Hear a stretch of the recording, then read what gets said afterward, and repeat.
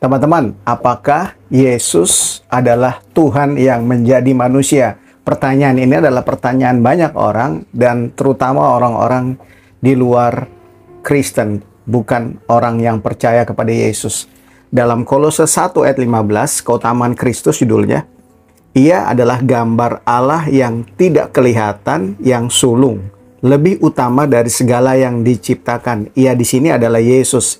Jadi Yesus adalah gambar Allah yang tidak kelihatan. Kita tahu bahwa Allah adalah roh. Dan di sini jelas dikatakan dalam Kolose 1 ayat 15 bahwa Yesus adalah gambar Allah yang tidak kelihatan. Jadi sudah terjawab ya bahwa Yesus adalah Tuhan yang menjadi manusia.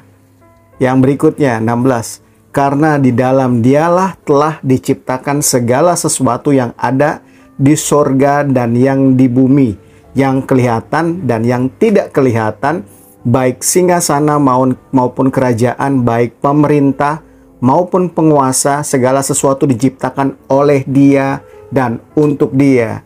Jadi Yesus Kristus juga yang menciptakan kita karena Dia adalah Tuhan.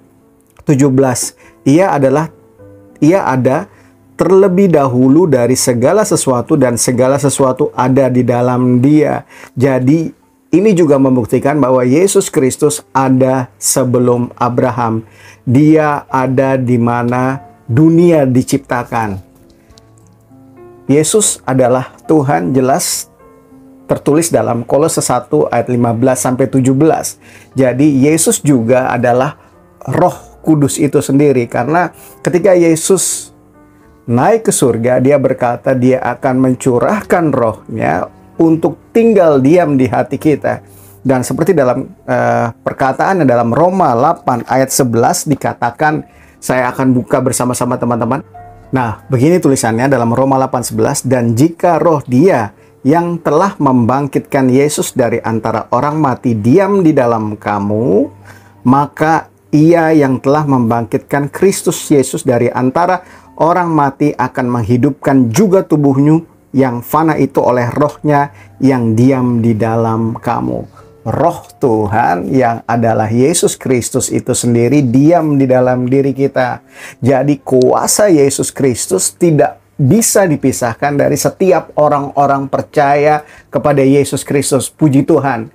Jadi teman-teman, ini adalah ayat yang meneguhkan kita sebagai orang Kristen untuk tetap kuat dalam iman kita bahwa Dia adalah Tuhan yang menjadi manusia. Dia mempunyai misi satu hal, yaitu mencurahkan kasih-Nya kepada orang yang memerlukan Dia sebagai Tuhan dan Juru Selamat pribadi. Kenapa?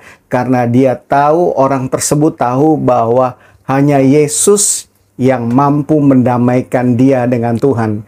Karena akibat dosa dari satu orang, Adam dan Hawa, maka dosa itu menjadi dosa seluruh manusia di dunia. Tetapi karena Yesus Kristus, kita beroleh kehidupan dan keselamatan. Teman-teman tetap teguh di dalam Yesus Kristus, dan sungguh luar biasa bahwa Dia adalah Tuhan yang menjadi manusia untuk menyelamatkan kita dari dosa dengan disalibkan untuk kita.